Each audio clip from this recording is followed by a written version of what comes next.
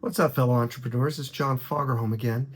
Today, let's talk about one of my favorite things to complain about, which is how easy it is to sue employers in California. So easy, in fact, that even businesses that are owned by traditionally protected groups are now facing the same sorts of lawsuits. The LA nightclub Precinct, which bills itself as a safe place for LA's gay community, is being sued by one of its former cisgender female employees, or as us old people born before 1994 like to say, a woman that used to work there. In today's pro-litigation climate in California, most businesses are just one terrible employment lawsuit away from being out of business. The owners of Precinct say they survived COVID, ICE raids, curfews, the slow death of nightlife in LA, but currently they're facing their greatest threat: a lawsuit from a former employee that has them on the verge of closing their doors forever. Employment lawsuits in California have been slowly expanding over the past decade. When I was first getting into this space, other than wage and hour types of claims, the majority of discrimination and any other type of claim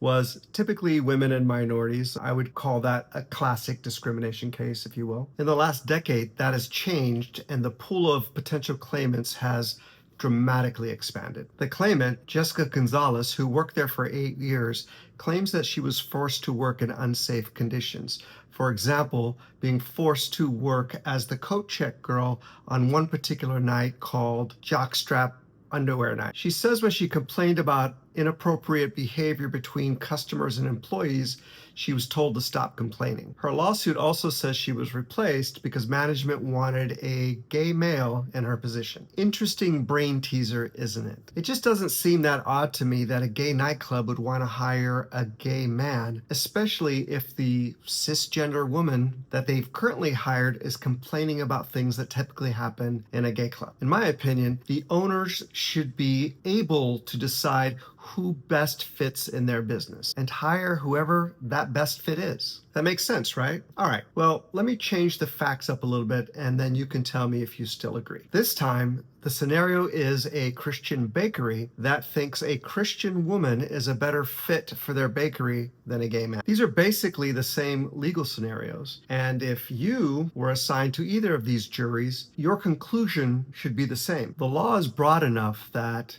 it can fit into many different scenarios.